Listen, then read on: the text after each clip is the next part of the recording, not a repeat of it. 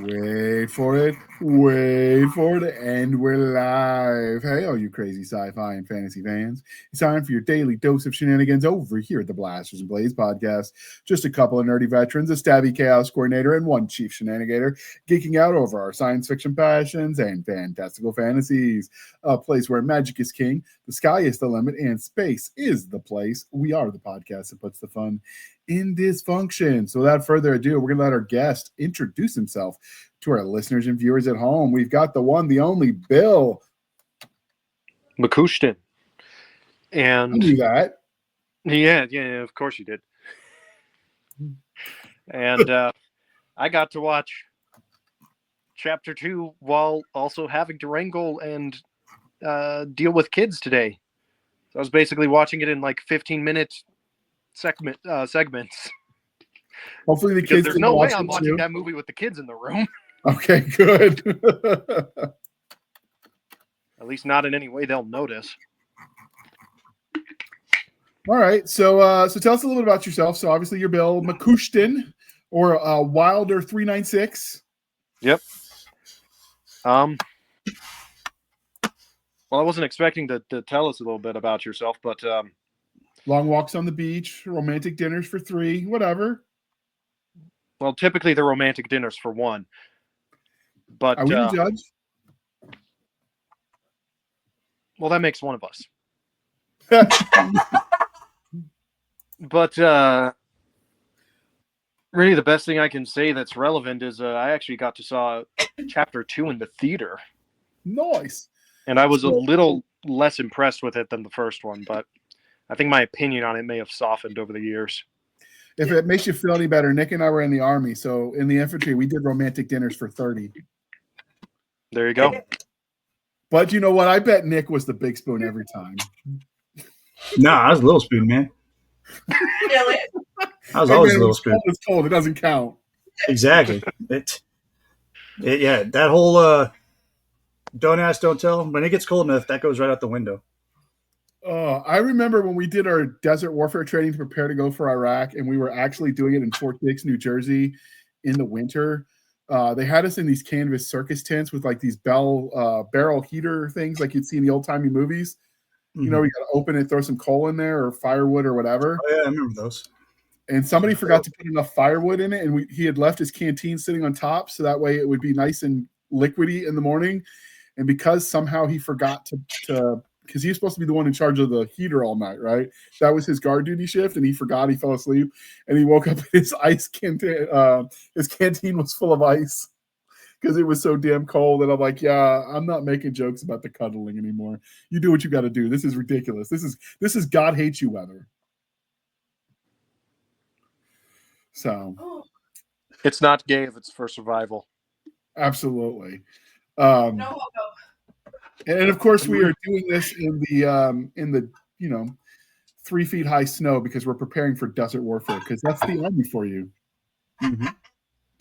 So, all right. So the next thing we've got to do is obviously the religion questions. And since this is the holiday season, we are theming them appropriately.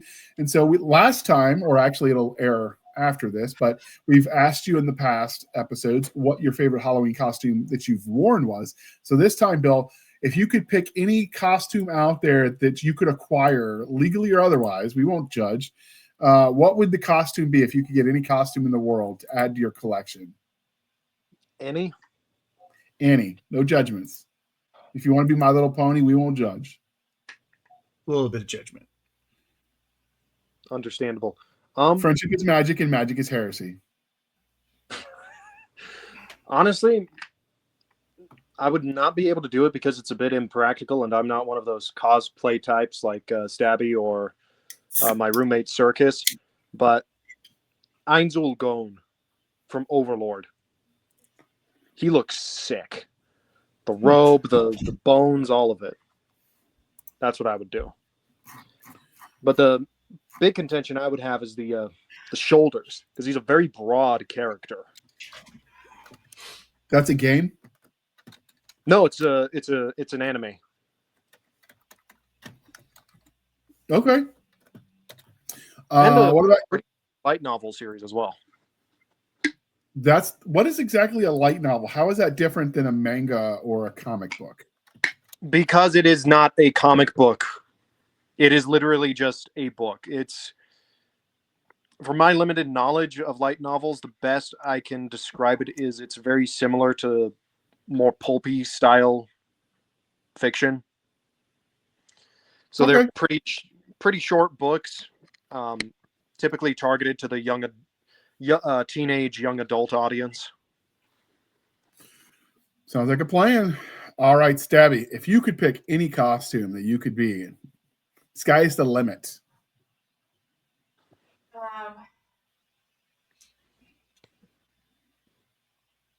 It's the limit. And Nick, if she can unmute, we might hear her a little bit better.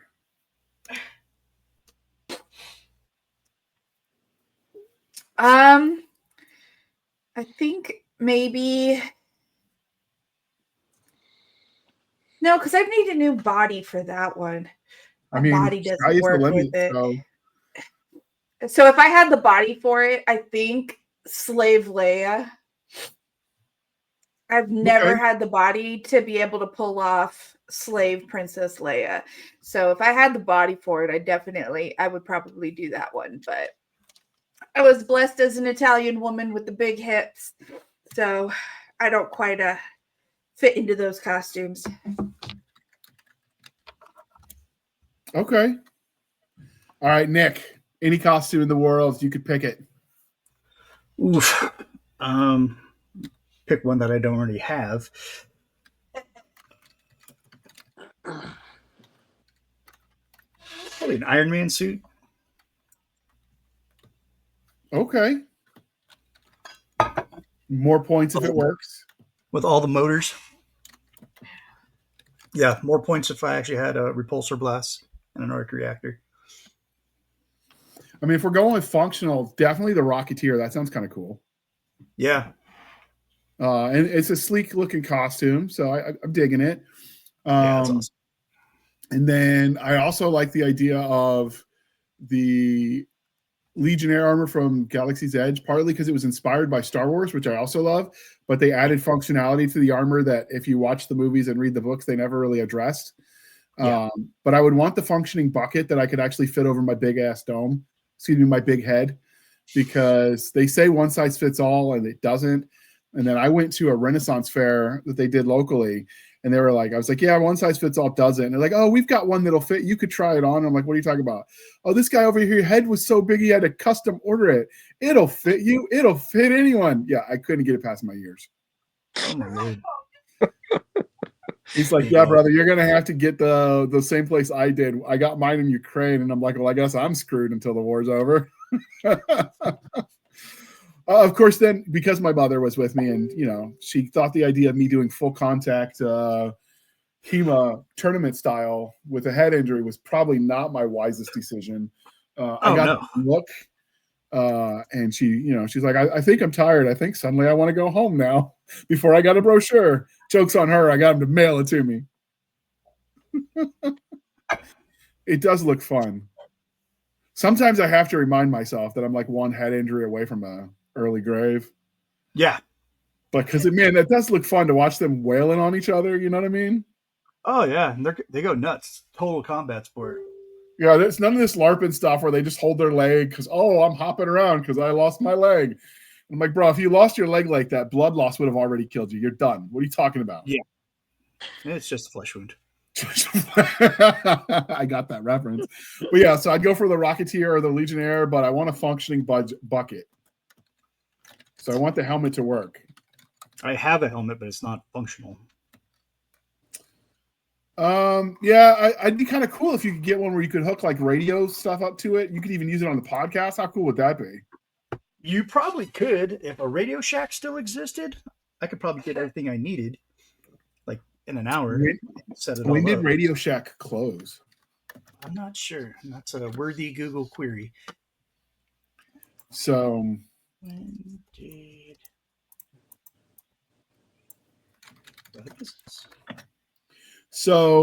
I'm just going to put this out there. I'm not saying they're linked. I'm not buying into the necessarily alternate timeline dimensions. But Radio Shack closed in 17 and they killed Harambe in September 2016. I'm not saying that's from the timelines. I'm not saying they're linked, but I bet if they didn't kill Harambe, we could still have Radio Shack. Yeah. And then we'd have our functioning buckets. Technically, they closed twice. Yeah, once in 2015 and then in 2017. And as you can see, if you're watching and not listening, Stabby is dying from allergies. So we'll have a moment of silence for her lungs. All right. And now we will continue. So, Bill, what is your favorite part of Halloween? Is it the costumes? Is it the trick-or-treating? Is it the movies? What is it about the holiday season that you like? The spooky season? Oh, all of it at once, I suppose. Okay. Stabby? It's all pretty great. I mean, why do you expect me to pick? It's like being like, hey, what's your favorite part about Christmas? It's Christmas. What's your favorite part about Halloween? It's Halloween. What's not to like? Unless you're one of those weird people that is going to put me down a tirade that is absolutely going to derail the show. Halloween's for the devil. Yeah, those can't stand that. Okay. So as Right. for me, if you don't know anything about Madam Stabby Stab by this point, then the one thing I could probably tell you is that it's always Halloween in my house. We don't wait till October. My whole kitchen, it looks like you're in the Haunted Mansion. My bedroom and master bathroom is all horror themed, down to the Bates Motel towels hanging in there. It's always Halloween in Stabby's house. So we actually make a list of all the horror movies that we watch starting January 1st, and we count them. I think we're at 200 and something right now. We lost count in the middle there somewhere.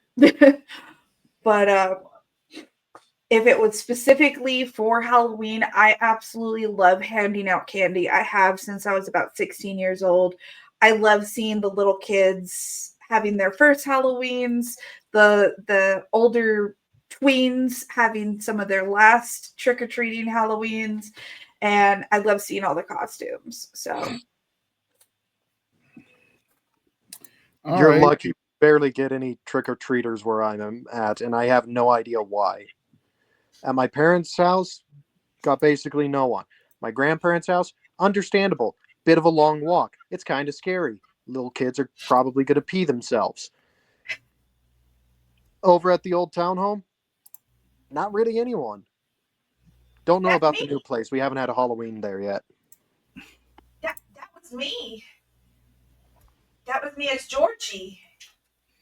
Yeah, I'm just throwing the ones you threw in the admin chat real quick. So Our costume. Yeah, some examples of costumes that they've done. May the Sith be with you, I guess. Yeah, my other lightsaber died. That was the only one that still worked.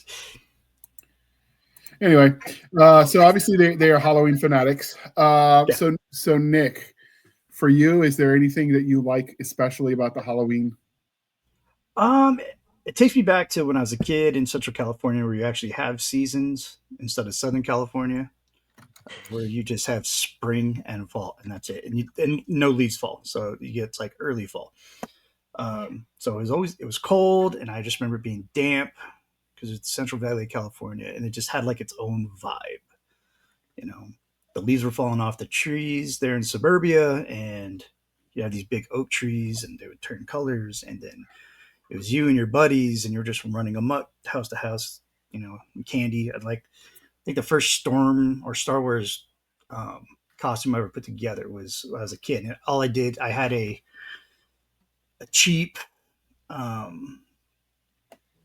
Stormtrooper helmet, and then I just had my pads from Pee Wee hockey, or not Pee Wee hockey, but Pee Wee football, and I just made because they were all white. I just made Stormtrooper armor out of that. So it's its own little vibe, and it always brings me back to those childhood memories that I cherish very much. And I do love watching, the crazy costumes that these kids come with. At least they It's used all to come fun with. and games until a virgin lights the candle. That's all I'm saying. That's true. And also, don't fall for it, boys. If she's never given you a shot and she's a goth chick, it's sacrifice season. Especially if is. she's dragging you into the woods with all of her sisters. I'm just saying. But hey, if you go, that's how you want to go. Cool. I guess for me, I'm more into the wholesome stuff. Horror really isn't my bag. We do this every year because Stabby and Nick like it. So I kind of, it's nice seeing your own kids, pick the hot costume that they dig. And then I've always preferred over the trick or treating, although the kids do the trunk or treating, and then the neighborhood and my parents, just because it's more lively. My neighborhood doesn't really have any activity, so to speak, in that regard. But I always enjoyed more like the costume house party type deal, where it was like more close friends and family, and you could kind of act stupid. That was more my jam. So I guess I'm lame like that. I like wholesome family stuff. So anyway, and with that out of the way, Bill, we are civilized human beings here at the Blasters and Blades podcast. We are no longer knuckle dragging troglodytes. So coffee or tea, and how do you take it in the fall weather? Well, usually water, but my nieces, right before the show, just needed to have some tea, and so, I guess they're more civil than me. Water counts because water is the basis of all liquid drinks. So, I mean, even our bourbon requires water. So you are the building block of all things that are good. There you go. I feel like the building block of all things that are good. There you go. All right, Stabby, what are you drinking this year? So, for me, we know I can't live without coffee. Coffee is my go-to. The only difference this year is there's no specialty creams in it. I'm doing strictly half and half. I am on a diet, so it's coffee with a splash of half and half, and that's it. If I want fancy flavors, I have to get flavored coffee, which I love my coffee brand coffee, and they have Tiger's Blood coffee right now for Halloween season, and I absolutely love it. Well, you could also get like a plain base coffee and get flavored sugar-free syrups. I'm weird about that. I like creamer in my coffee. So, but I don't like the way that the sugar-free creamers taste. So No. just get a sugar-free syrup like you would add to a latte, and then add it with the regular creamer. I don't like the syrups. It's why pumpkin spice latte has never done anything for me. I hate the syrups so much. It's you never had like a vanilla latte or anything? Even like Nick took me out for my birthday and I went to Starbucks to get my free coffee. And I was like, I'll just take a large black coffee with some half and half. And she's like, you could have any coffee for free today, right? And I'm like, yeah, I know. Their bottom line likes customers like you. I'm definitely not. Well, I mean, it was free. My coffee was free, but that's why their bottom line likes customers like you. Uses the free coffee for a regular trip. See, and I that's a big thing. Like they use the pumpkin spice syrup, and it turns your coffee orange. I don't know if you've ever noticed that. But because of the dye in it, it turns your coffee orange. And when you get to the bottom of the cup, you can see it all sitting there at the bottom of the cup, and it's nasty. So I don't play with syrups. If my creamer isn't already pre-flavored like that, then I leave it alone. But right now, I'm down 20 pounds because I gave up my peppermint mocha. Good for you. What about you, Nick? What are you drinking? During the spooky season, I had to switch to decaf, which is just useless. It's water that is lying about being coffee, but I have to do that so my heart doesn't explode. Not exploding heart is a good thing. Yeah, some people want me around or some crazy shit like that. But so even when I get my my foo drinks at the Starbucks, I make sure that it's decaf. They're like, but it has an espresso shot. I'm like, yeah, just use regular coffee and do all your dumb stuff to it, make it taste good. So Decaf I'm lame. caramel macchiato. I'm lame now. Yeah, so I've been doing coffee with just regular whole milk and then sugar-free flavored syrups for mine. Also, cutting calories. You want to be airborne, you got to be thin, as they tell me. I don't know that I've lost any weight or anything around my waist. I'm holding strong where I'm at, but I've added 50 pounds to my personal best on the calf machine and squats. So I have finally achieved my goal, and I have beat the Lamaze class that was making me look bad at the gym during the day. Because I wait for the pre-work and the post-work crowd, and I go in the middle, and there was a Lamaze lifting class there, and it's embarrassing when the pregnant girls are not lifting you. But you're not lifting them now? At least on the leg machine. They got me That's on the all you arms. need. I'm just saying, but I got them on the calf raise and the leg press and the squats. I'm holding my own there. There's the benefit of having been a fat guy for a while, right? Your legs are already just a little bit stronger to start with. Yeah. So I had the base, right? So now I'm lifting more than them. And I saw them looking at me when I was throwing those numbers up, and they just gave me the nod. And I'm like, that's right. I won this one, ladies. So anyway, so that's what I've been drinking. I've been doing the sugar-free syrups and the and whole milk. I'm telling you, 600 calories. It's only 150 because whole milk isn't that bad. I'm telling you, I cut out almost all the soda. I still keep soda in the house because we all know that I have low blood sugar. So when I need that hit of sugar, I keep it in the house. But I've cut out almost all carbonated drinks except for the occasional soda. When my sugars are dropping, I don't eat milk chocolate anymore. I only do dark chocolate and in small increments when my blood sugar is dropping.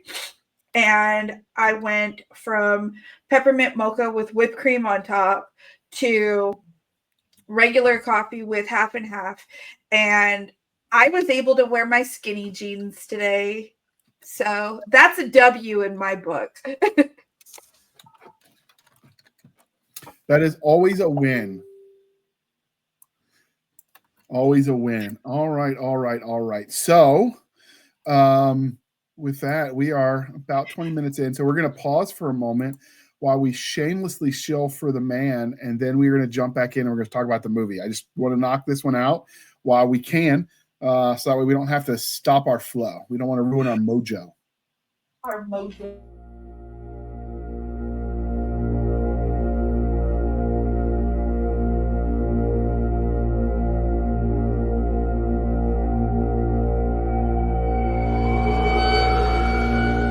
The government underestimated the outbreak. The best medicines couldn't stop it. Now, the dead are walking the streets, and they're hungry. Zombie Patient Zero is 9 tales of flesh-ripping, brain-splattering mayhem from Bayonet Books, the boldest name in action and horror anthologies. From deep space to luxury resorts, nowhere is safe. Zip up your hazmat suit and dare to find out how it all went wrong. Zombie Patient Zero, from the deranged minds that brought you Contact This and Storming Area 51. Pick up your copy today in paperback or Kindle. All right. Thank you for sticking with us through that commercial interlude. And with That's one of my favorite commercials we air on here. With that, we're going to talk about the movie that brought us here. So, obviously, if you read the title, it's Spooktober, and we're reviewing the movie It, Chapter 1, the 2017 version. Although, I guess if the... chapter. What's that? We were only supposed to watch one? Yeah. You watch both, bonus. You're an overachiever, as usual. So, I don't know if we can properly call the 1990s It a movie since it was a miniseries instead. So this might be the only movie. It, but either way, this is the 2017 version. It was directed by Andy Muschietti. I'm probably butchering his Italian name. Don't hate me. Stabby says I have to say it with my hands. So just imagine it. It was a budget cost, and Nick got me covered. It had a budget cost of 35 to 40 million US dollars as of 2017. And Bill did the math for us in advance, and it came up to the $35 million budget would be worth 46,259,627 by today's budget. But nothing to see here, people. Inflation. And it did make back its money. And it did make back its money. So there is that. But, you know, so that's the inflation from even as recently as 2017. Its box office income profit was 704.2 million US. So almost $1 billion, but not quite. So Nick just needs to buy more of their merchandise so we can get him over that $1 billion line. You got Garber shut down, man. I ain't got those monies. You only need 300,000. You could do it. Yeah, there was enough. Although for that money, you could just pay for your house, you know, whatever. Right. It had a runtime of 135 minutes. It was released on September 8th, 2017. Distributed by Warner Brother Pictures, but it was produced by New Line Cinema. And for the ad copy, we have in the summer of what's that, Stabby? You said New Line Cinema, and I said the house that Freddie built. Absolutely. So the ad, in the summer of 1989, a group of bullied kids band together to destroy a shape-shifting monster, which disguises itself as a clown and preys on the children of Derry, their small Maine town. First off, did that sell the movie to you? The ad copy, did it work for you? Meh. I think it's kind of mad, but you're buying into the Stephen King allure. So you've already got a little bit of the creds from him. Believe it or not, there was a time when people liked King before he said too many stupid things. You know, the kid orgy in the book, they just gonna let that slide back in the right. If you've read the book, you knew kind of what you were getting into. You were praying that some of those scenes were not in the movie. And then if you saw the 1990 TV miniseries turned into movie, because now if you look it up on Amazon or HBO Max, it is considered a movie now because they just took all the commercials and everything out. But if you read the book, you were really glad when you watched it, and a lot of those scenes were not in the movie. And then when you watched the remake, you prayed again, please don't let those scenes be in the movie. And then they weren't, and you were like, oh, thank God. Okay, cool. We're good. So, but I mean, I knew what I was getting into because I both read the book and saw the miniseries. So when the new movies came out, I was like, I already knew what I was getting into. I didn't need the blurb. I already knew who Pennywise was. I just hope they did him justice because, come on, Tim Curry was our OG one. But I definitely think for somebody that's never read the book, never saw the first series, didn't know who Pennywise was, I think the blurb at least gives them a little idea of what they're getting themselves into. Okay. What about you, Nick? I'm sorry, repeat the question, please. So did you feel like the ad copy captured the je ne sais quoi of the story? I mean, I don't really follow the ad copy when I just watch movies. It'll be the trailer that does it for me. It either suckers me in, or it's like, that looks kind of lame. I don't want to go see that. But it's an accurate description of what the movie is. But like I said, it was the trailer that got me going. Between Stephen King and Lovecraft, all I know is I never want to move to Maine. Yeah, especially since Shawshank Prison is in the It universe. So they share that universe. Wait, is that Stephen King canon?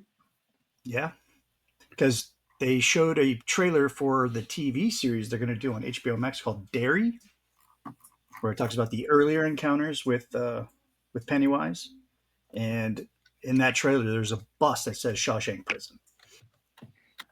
Oh, is that a nod though, or is that like actually? I don't know if it's. I mean, Stephen King always said that his books are kind of in a shared universe. Well, yeah, and that's where you get from what I know, because I've never read them, but that's where you get stuff like the Dark Tower, where all of this stuff sort of converges on itself. Yeah. So it could be a nod. I don't know. I can't wait till that comes out. I think it comes out later this month because it's spooky season. And then if you want, we can do a review of the first couple of episodes or whatever.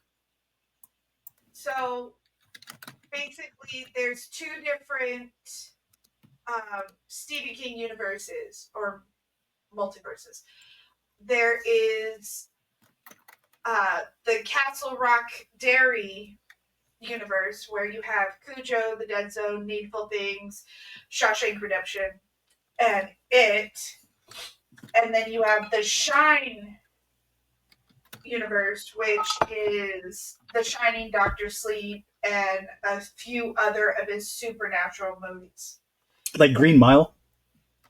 Would that be part Green of it? Mile, and what's that one that I always have trouble with the name? The Langoliers. Langoliers. The Langoliers. Yeah. Okay. So the blurb, the ad copy didn't really sing for you, but you already were sold, so it kind of works. Yeah. Okay.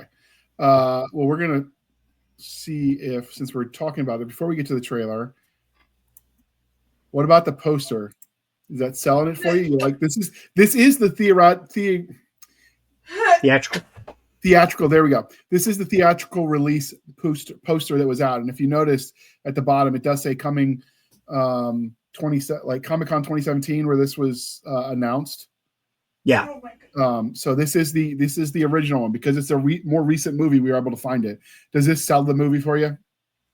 Yeah, it's creepy. I mean, if you already know, you should know what it is about. But yeah, it's got the mystique. I think it does have enough to get someone who's never read the book, never seen the older miniseries in, at least interested enough to see what happens, even if they already know the core premise of children being tormented by a psychotic demon clown.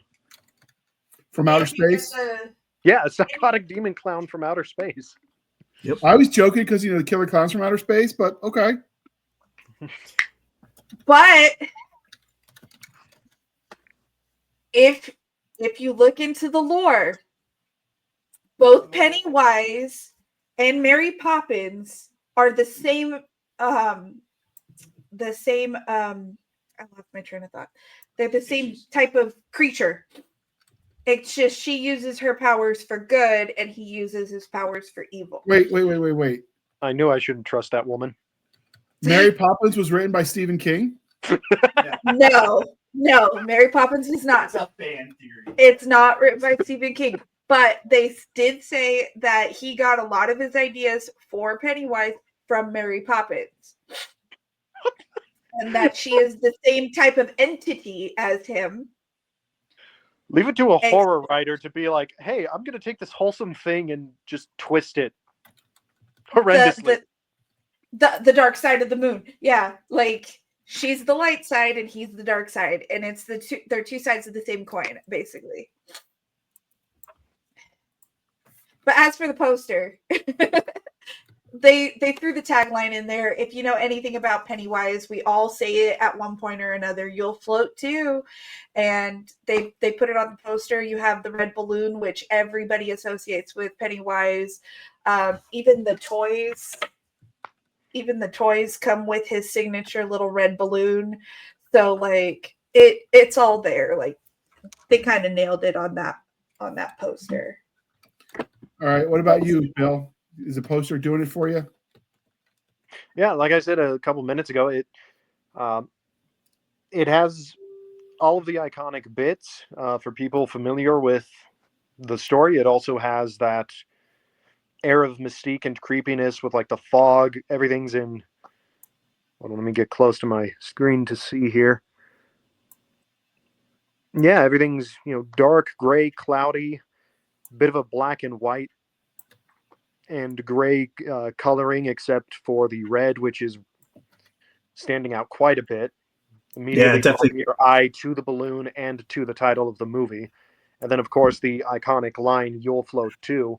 Even before I ever saw anything, before I actually sat down and watched anything It related, I knew that line. Yeah. It is a line that has permeated pop culture. Oh yeah, you'll float too. You'll float too. I used to have the pair of socks that said that on the bottom. I think I lost them in the move. Yeah, because they started floating. They floated too. They floated too. Floated right out of the damn truck. All right. Well, they're going to remove that from the stage. And if you want to know Pennywise, this is the quick rendering of Pennywise, the clown, the killer clown from outer space. Dun, dun, dun. All right. But next part of the review. So we thought the ad copy was okay. It was kind of meh. We did dig the poster. Now let's see what everyone thinks of the trailer. So you guys ready to watch this? Mm-hmm. Roll it. When you're a kid, you think the universe revolves around you. You think that you'll always be protected and cared for. Then, one day, you realize that's not true.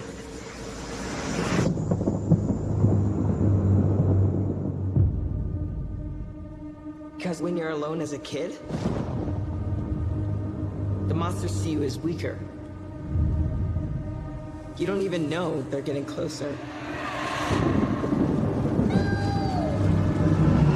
Till it's too late.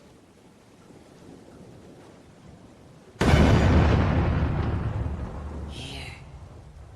Take it.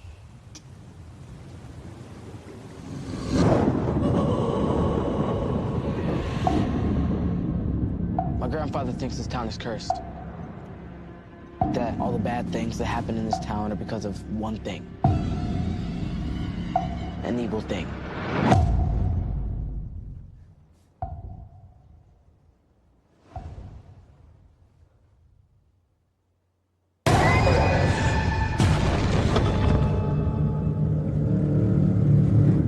Bill, if you'll come with me, you'll float too. I saw something. The clown. Yeah, I saw him too. You'll float too. What happens when another Georgie goes missing?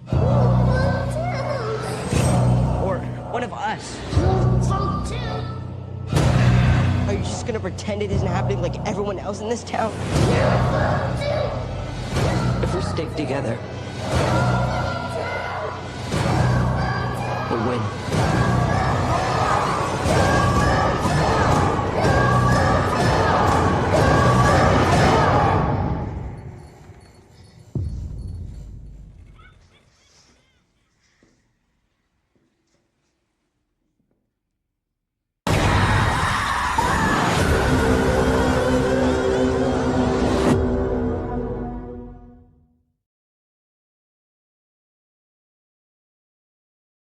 Thank you for sticking with us through that. Wow, this is not a commercial. I'm so used to those videos being commercials.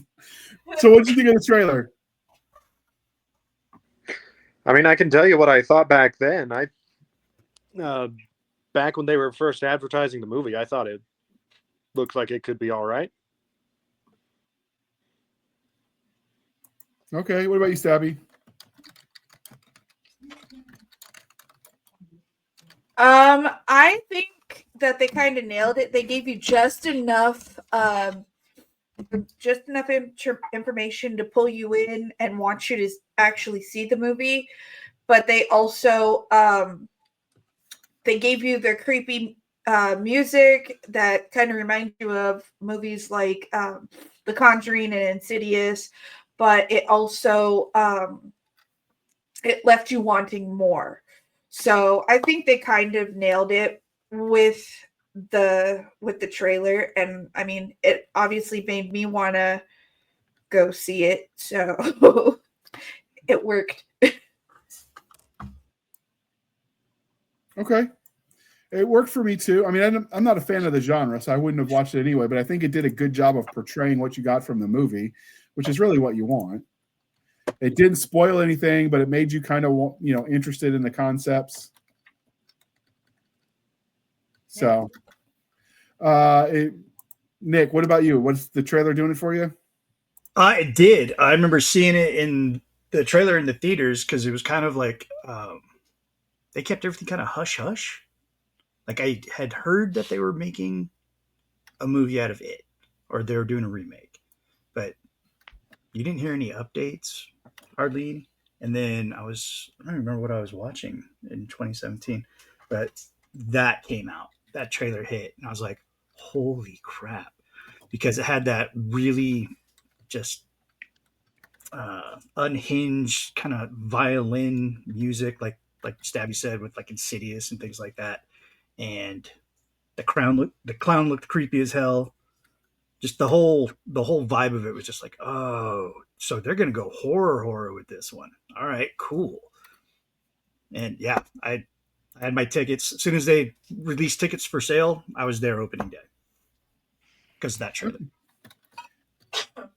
Okay, so now that we've got the ad stuff out of the way, overall, what did you think of the characters? Because there were a lot of characters that were in and out of the screen.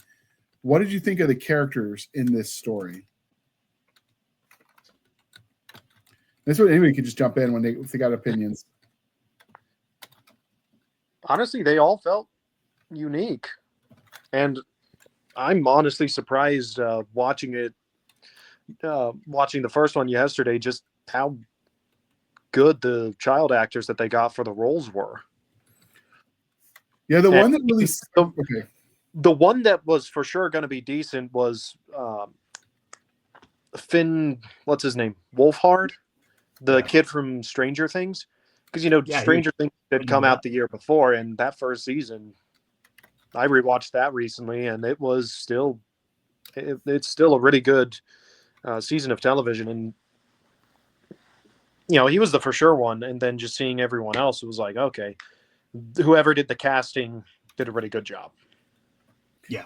The one that sold it. Okay, well, first off, I have to say the implied abuse of Beverly Marsh was definitely like hard to stomach. But the actress Sophia Lillis, however you say her name, she really sold that bit to the point where when they're crying and she's cutting her hair off, like in the bathroom, like she landed the part. And sometimes when you got scenes like that, when you got young female child actresses, and she was 14 when this was filmed. Right thereabouts. Their inexperience with the world can sometimes make it hard for them to portray those kinds of scenes. And hopefully this is just good acting and not her own life experience, but she sold it, and it made you hate the father even more. Yeah. Makes me want to do a little sound of freedom over in Maine. Right? I know he's fake, and I still wanted to throw him in a wood chipper. I will say this. I will say this.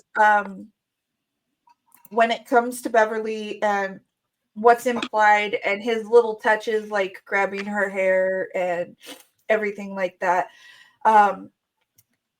If you've been a fan of our show long enough, Stabby goes through many hairstyles and many hair colors. And it's usually when there's something big going on in my life and I feel like I'm a little bit out of control, my hair is the one thing I can control.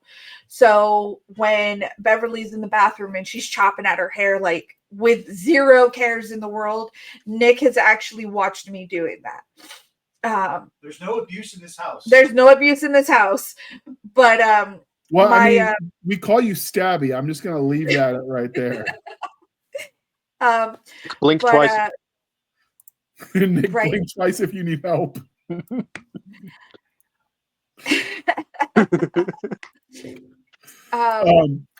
Yeah, but I think she sold it. The other one that really did in a bad way was the character who played Bowers. I can't remember the first name.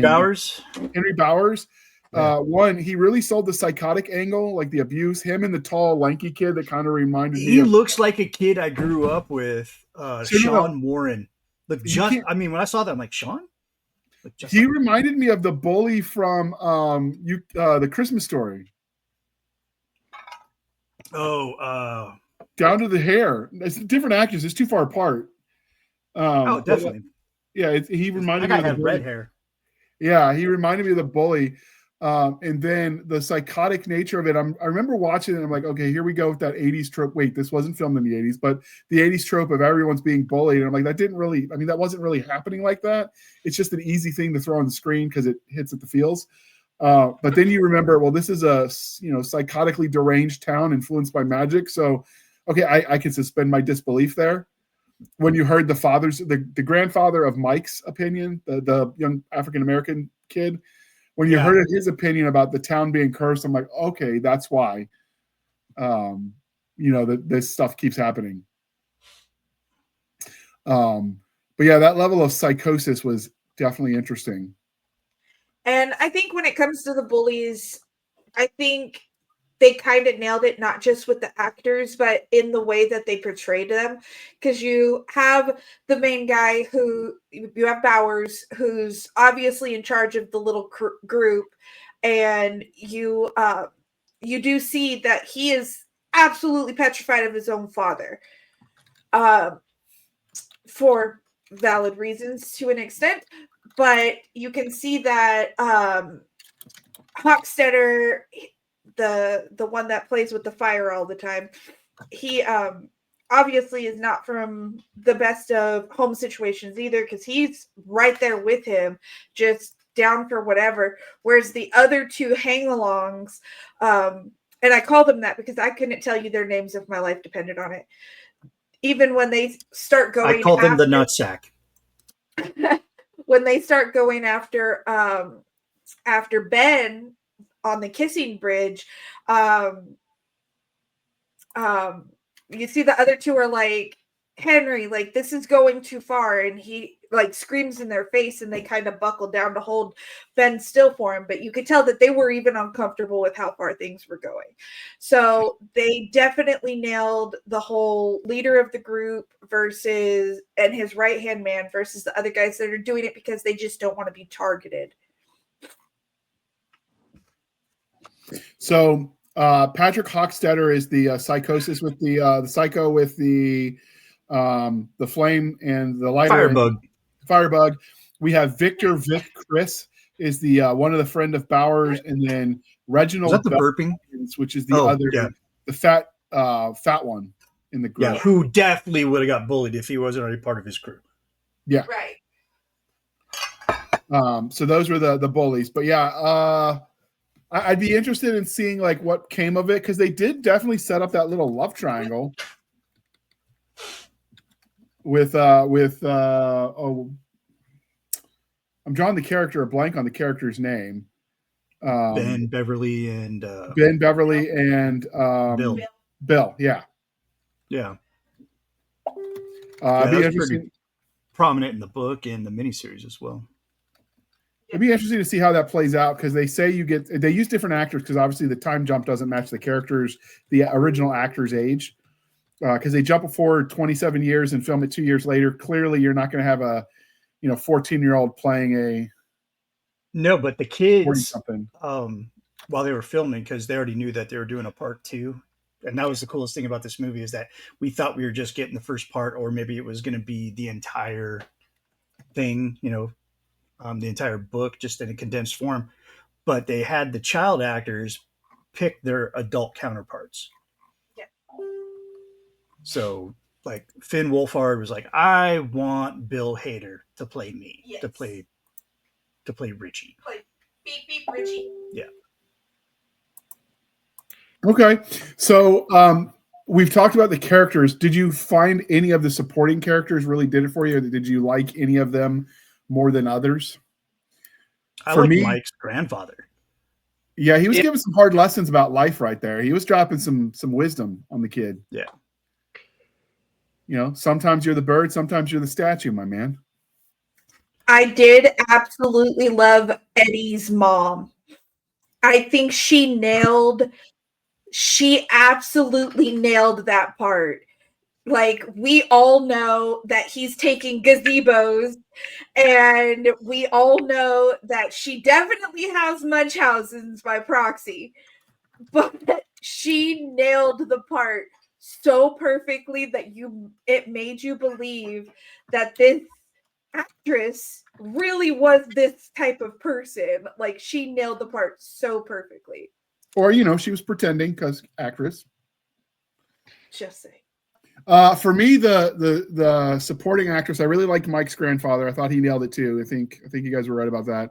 I liked the Marsh dad, so Bev's dad. I thought he nailed the creep factor. Like, oh yeah, he sold the part. He didn't.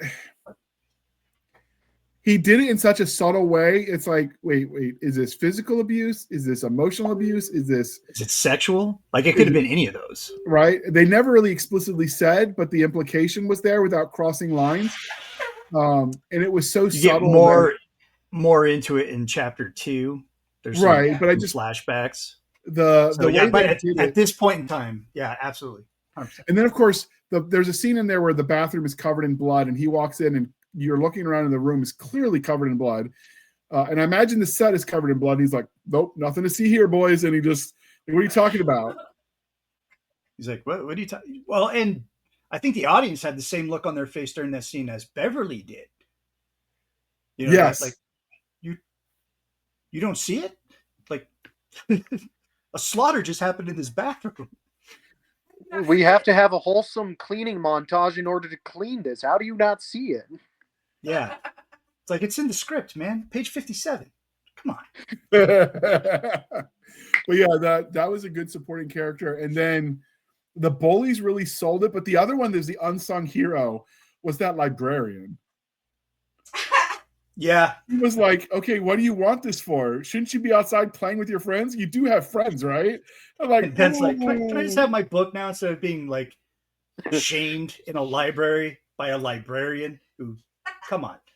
You should be happy that I'm making poor life choices here.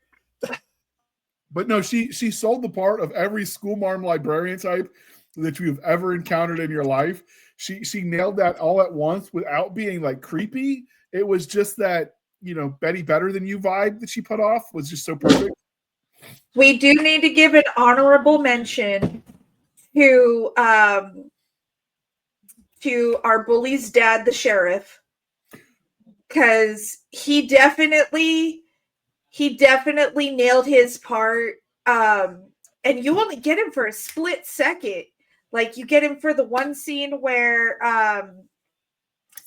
Henry's playing with his pew pew, and he's like, "What have I told you about, touching my guns?" And then you get him again later when Henry is being susceptible to Pennywise. So I definitely set up so perfectly. You know exactly why the Pennywise's influence was so strong and so effective on the bully. Bowers. Yeah. And as that one brief second, as psychotic as he was to everyone else, you kind of felt sorry for him. Yep. So he kind of nailed that. Although I gotta say, the chief of a small town police force is a raging abuser of his own child. What did the director mean by this? And according to the Wikipedia, he's also a racist because everybody who's bad in the Stephen King book is a racist. Well, I mean, if you think about it, the only African-American family that you see in that movie is Mike Hanlon's. Yeah. You don't really see anybody else, and they treat them that way through the whole thing. Well, except, Bowers is supposedly calling him racist names and stuff, but Bowers is treating everyone like that. He was mocking the Jewish kid, threw his yarmulke off. It's a yarmulke, right? Am I getting that right? Yep. Yeah. Threw the yarmulke off in front of the well, actually, we did see the racism because remember the sheriff was also at the scene where that mom was looking for Betty Robinson, and then they see the bullies bullying, and then you learn later that it's his son, and he finally steps forward when it looks like after he's like ripped the yarmulke off and. But that brings us to nature versus nurture. Is Bowers the way he is because he was raised to be that way, or is he that way to try to spite his father? Well, I mean, his father is kind of like that based on the fact that he's abusing his kid. Nature versus nurture. Yeah, it's definitely interesting, and no shock there why the mom did stick around. Right? I think the most interesting thing on how this movie is shot, especially the time that it was shot, because it's set in 1989, but it's filmed like it's segregation, like mid 50s. You know, like the original book was written in for the kid aspect. There are still some small towns that are you'll get No, some. I'm that not are saying there predominantly isn't. one versus the other. But this is like a 1950s, what I'd call a 1950s X. So it seems like it's set in the 50s, even though it's set 40 years later. You know how you know it's not in the 50s? They're not wearing 50s clothes and they didn't have a malt shop. Or excuse me, shop A. No, but they did have the local pharmacy, which Yeah. used to have the malt shop in it. And I'm just saying the pharmacist, like he was definitely trying to hit on that 14-year-old girl. Dude, There are someone needs to check Stephen King's hard drive. I swear to God. there are no likable adults in Derry except for a couple, like Mike's dad, and then No, it's his grandfather. His or yeah, grandfather, Mr. grandfather, Handley. excuse me, and Bill's dad, who, you know, for the brief second you see Bill's dad, you can tell he's really torn up about what happened to Georgie. He was a bit So of he's a not jerk. necessarily coming out of a place of malice, more so a place of Yeah. this is a fresh wound. Don't bring it up. Let's just And remember, stop he was trying. Like, get your past mom. the bargaining phase of your grief already, you dumb kid. So then Well, we no, can all move on. Did you hear what he said at the end though? You can't let your mom see this. Yeah. Yeah. And so Yeah, you and know so she's there's that barely extra holding- level of wanting to be conscious of the matriarch of the family as well. Yeah. But all the other adults, they're like hitting on 14-year-olds. They're abusing their kids. They're the town Munchausen is by cursed. proxy. They're There's like all no one. shit people. But it's because Yeah. the town is cursed. I wonder if that gets Yeah. better if they kill Pennywise. And that sort of is the implication when you see that old lady who sees Georgie playing in the rain, looks away, then looks back, sees he's gone, and it's just like, huh, whatever, and just That goes was back weird. inside, like completely missing the pool of Quentin Tarantino amounts of blood. I getting actually washed got the away. impression she was worried. When I saw that, I read that as she was worried and going to get the phone to call the cops. I didn't read She that did as- not look concerned. I don't know. That At was least kind of not to me. She was very casual about her concern. If she was. But I mean, she saw a stain in the street, but she didn't see the kid. She didn't see a body. So it wasn't like we know something definitely happened, right? Like for all you know, that's somebody ran over a cat. You do get a lot more information in chapter 2. A lot more information. And one of the big things that they do talk about when it's like between flash forwards and flashbacks in time is that the parents just don't notice anything at all. Like the Pennywise, the whatever he is, it makes the parents ignorant to the fact of what's happening around them until everything is too late. And then you also have, he's putting that evil into this town.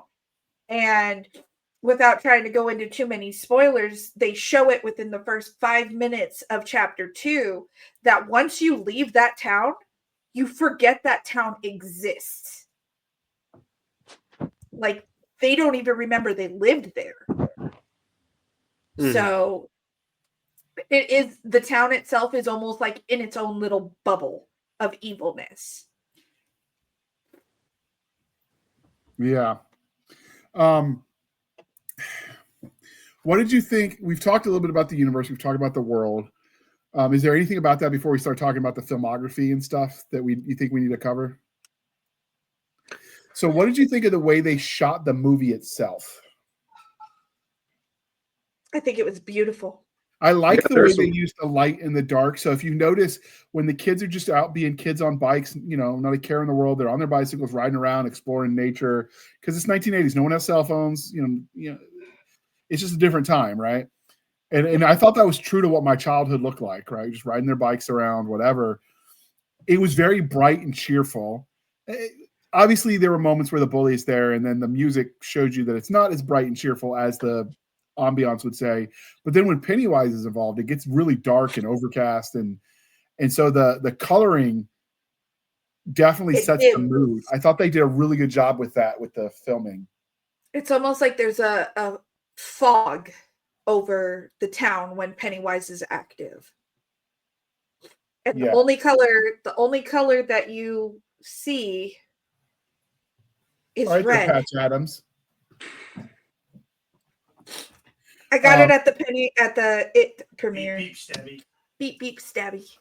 What about you, Bill? What did you think of the film, like the cinematography, the way the movie was filmed?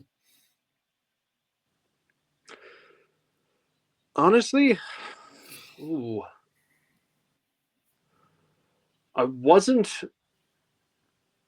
and this is partly because I ended up having to watch it on my phone, but I wasn't focusing so much on the cinematography just as much as how the story itself was unfolding. That's fair. The second one, I will say there were a couple shots that even on my phone I know stood out to me, and I was like, "Oh, that's actually really cool." Okay, what stood out as kind of cool to you? So the one I can go to immediately is shot near the beginning, where the camera sort of it's. Give me a second. It's been a long day. Near the beginning, as Mike is calling everyone to bring them back to the town, there's one shot where we're transitioning from one call to another, and the camera sort of, I believe it zooms in on something, turns the whole screen black, and there's this little point of light, and as it zooms in on the light, it comes into focus, and you realize it's a puzzle piece. And there are just a lot of decent transitions in the second one as they're moving back and forth between the present day and the past. That's when he was going from calling Ben to calling Stanley. Mm-hmm. And it comes up through the puzzle piece, and you realize you're underneath his puzzle, and it comes around, and you see the puzzle that he's making. And then his phone starts ringing, and you're back under the table, seeing the name on the phone. And it was so beautifully filmed that it was just this moment of. Wait, that was in chapter 2? That was chapter 2, yeah. Okay, guys, we were talking about chapter 1. I'm like, I don't remember that scene. Okay. Sorry, I guess he watched both today. Really stood out he's the good kid. All right, so we try to make the movie reviews not as long as the movies, so we're going to succeed today. As we bring this to a close, before we wrap up, Bill, what are your overall thoughts on the movie, It, Chapter 1? Honestly, I will say, when I first watched it years ago, I was like, oh yeah, this is a fun little horror movie. Watching it again, I'm like, yeah, it's still a fun little horror movie, but it's also sort of a touching story of childhood and friendship. Yep. We will defeat the evil clown with the power of our friendship, and not the weird stuff that was in the book. That part. And I think part of why, and I know we're supposed to be focusing on the first one, but I think part of why I'm a bit softer on the second one now is because watching them back to back, that really is the through line through the movies, is the strength of the friendship and the effects that growing up in childhood have on a person. Okay.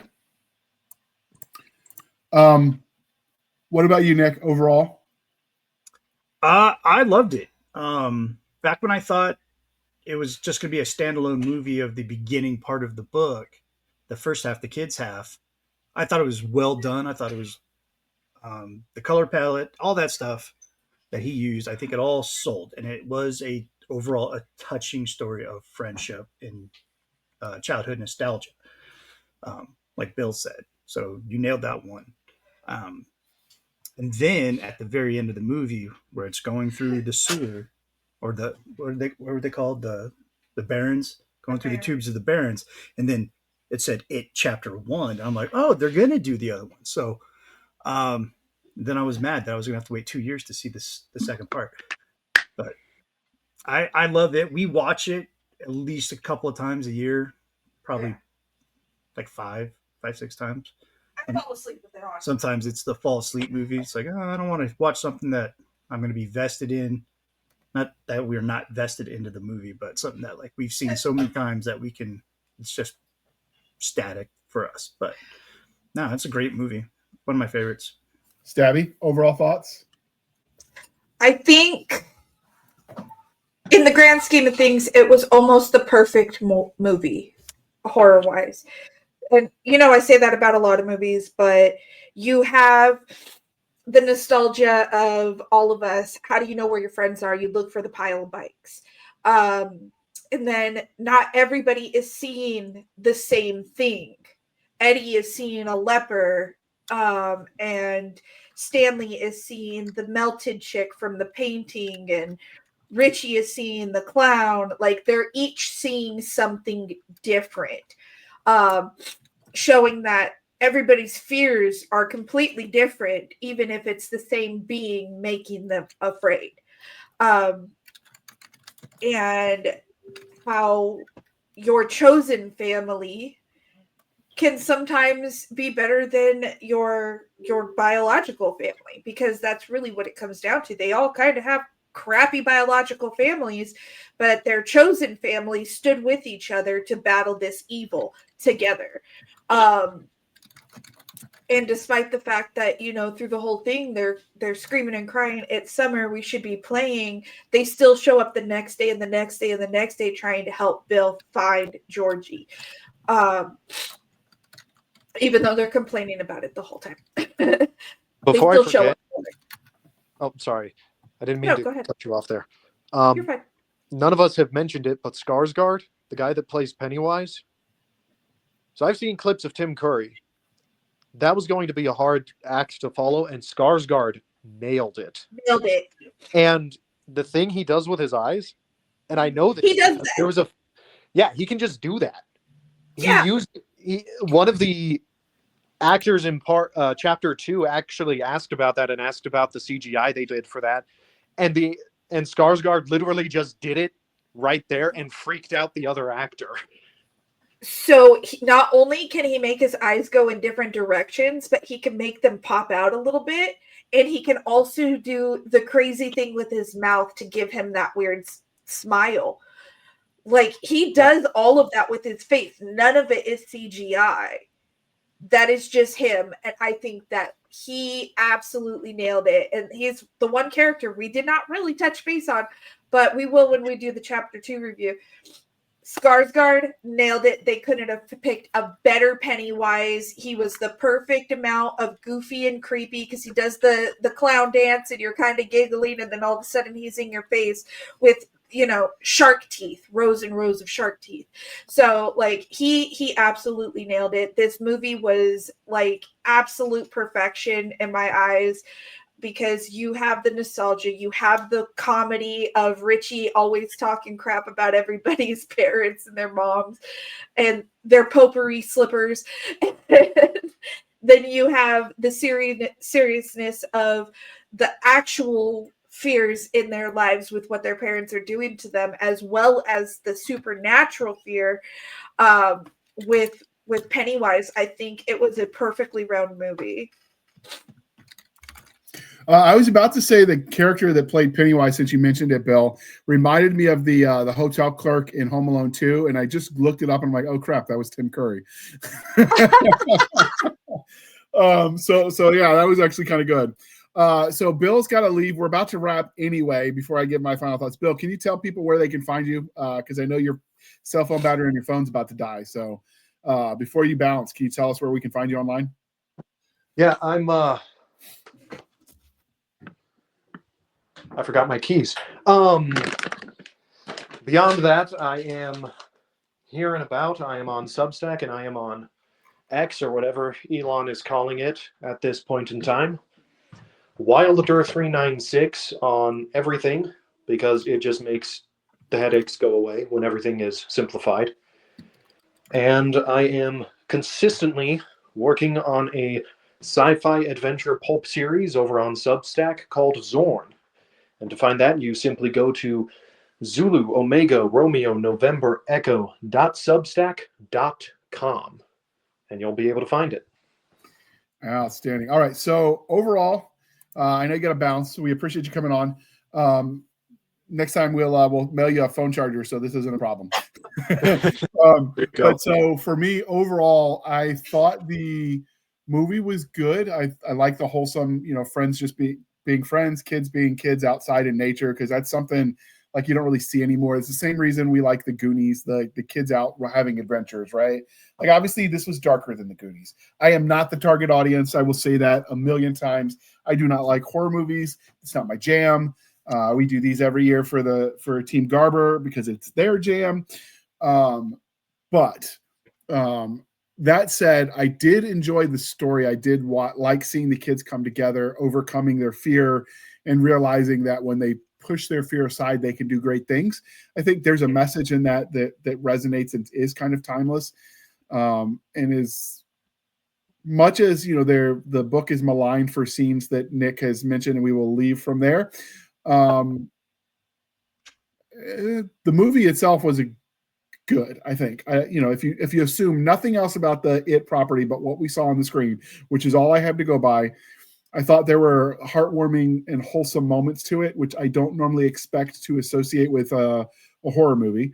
The one thing I do wonder is when the credits rolled, like, how do we explain Bev's dad being dead in the bathroom and the disappearance of Henry Bowers and his dead dad stabbed in the throat lying in his living room? You get that? We get that in chapter 2. Okay. Although we did get a little bit of that because at the end, remember, Bev Marsh said she's going to live with her aunt. Yeah. That's one of the brilliant things about this movie is that if they didn't make chapter 2, it still works as a standalone movie. And then, of course, we end with the blood brothers, sister, because Bev's there, scene, which, in a world where we were all aware of AIDS growing up, the fact that they did that because they knew about it too, they even talked about it, was kind of like, but it's still also, one of those wholesome, innocent things. Like, this will make us family, even though, whatever. You got to remember the book and the original movie were based in the 60s. Right. In 1960s specific. So and I was going to bring that up earlier, but I had to step out of the office when Nick said it. It's almost like this town is stuck in the 50s and 60s. And it's because there are certain parts of the story that they kept from the original source where this was 1960. But they had to change it with the times to an extent. And they talk about it in the interview at the end of chapter 2 when they talk to Stephen King, was they wanted to make it more current, more Gen X, but there were still parts that had to stick around for it to work from the original. And that's those parts that makes it feel like it's the 50s and 60s. Okay. All right. Nick, I understand Yes. You have something coming out soon. You want to tell us about it? Yeah. After it's been about a year we've been working on this. Apogee always wanted a speedster in its hero ranks, so we finally got one. We've been working on it for about a year, and it'll be released in November. No Kickstarter, no Fund My Comic, just released into the wild. And let your hard-earned money pay me back for all the money I spent on this book. And we're super excited about it. And, oh, dude, I'm super excited about it. It's funny. It makes fun of the speedster tropes that we see in TV, movie, comic books. We really dive into it. It is an origin story. It starts off him already in action, and he's like, oh, wait. And then he kind of breaks the fourth wall a little bit, a little Deadpool in there. He's supposed to be more of one of our lighthearted heroes. in the Apogee universe. He's not dark and brooding like Phantom Hawk. He's not a traumatized kid that got sucked up into space like Solarum Prime. He's not connected to a centuries-old Elseworld demon. He's just a kid who just happened to gain powers, and now he's trying to figure that out. So he's very funny, which is not a surprise because the writer, who Matthew Hasso, is also a pretty funny dude. He's a goofball, so he made the character align with that personality, and he nailed it. And I wanted a character that wasn't exactly on the West Coast like everybody else, so we put him in Dallas, Texas. So look for it in hopefully comic shops somewhere around January, but it'll be released on our website, apogcomics.com, in November 15th to be exact. Okay. And with that, this is the part where I remind you, dear listener, to please be kind and speak your mind on the reviewing platforms. Your reviews help the right readers find the right books, movies, and comics. So do your part, people. It really does matter. And with that, you can find us on our Linktree, linktr.ee, Linktree/Blasters and Blades Podcast. Again, Linktree/Blasters and Blades Podcast, where we link to all the things, the BitChutes, the Rumble, the YouTube, the TikTok, the Twitters. We've got our Spotify, our Discord, our Blasters and Blades Facebook group and Facebook page. We've got our email, blastersandbladespodcast@gmail.com. Again, blastersandbladespodcast@gmail.com. For professional purposes only, people. Save the shenanigans from Madam Stabby Stab over there on the Instagram, Twitter, and the email. If you don't send her a letter and harass her, she might just die of hay fever, and you wouldn't want that on your conscience, people. So, get the mail flowing. And if you want to support the show, you can go to buymeacoffee.com/AuthorJRHandley. Again, buymeacoffee.com/AuthorJRHandley. Be sure to put in the comment section that it is for the podcast, and I promise I will keep my co-hosts duly caffeinated. They will drink that coffee brand coffee till it pours out of their eyeballs and we float away on a river of caffeinated goodness. And if you want some of that, Java, and I never learned to swim. If you want some of that coffee brand coffee, link is in the show notes. Discount code is podcast grunts. You get 10% off. We get a little bit of a kickback. It's a win-win, people. And with that, thank you for spending some of your precious time with us. For my crazy co-host, I am J.R. Handley, and this was the Blasters and Blades Podcast. We'll be back next week at the same time, where we'll indulge our love of nerd culture, cheesy jokes, and all things that go boom. And with that, we're going to hit the end button. All righty then.